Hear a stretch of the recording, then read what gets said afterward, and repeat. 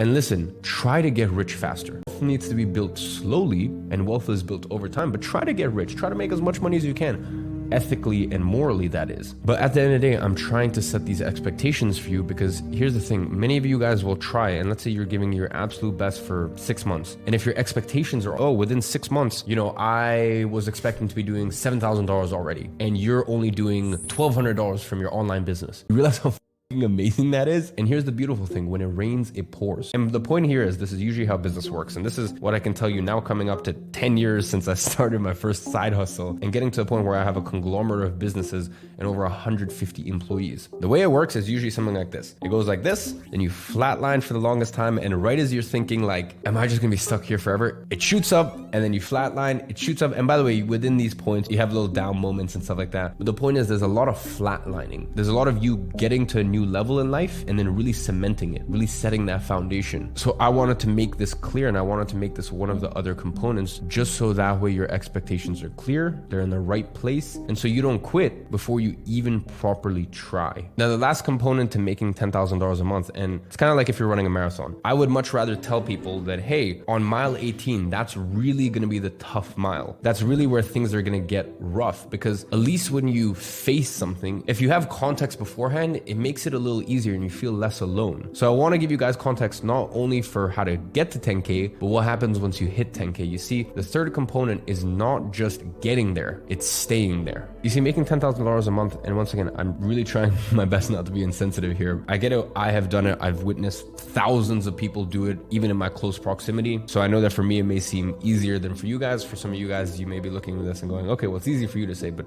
trust me, you'll understand in due time. Making $10,000 a month is the easy part. Continuing to make $10,000 a month, that's where it gets difficult. And also keeping that money and then multiplying it, growing your wealth over time. And rather than acting like some new money idiots, learn from old money. Even in my situation, even though I am new money, I knew from day one that I would make it, but I always promised myself that I would study old money to understand how to actually keep it and multiply my wealth. So the third component of making $10,000 a month is understanding that once you get there, you're not done.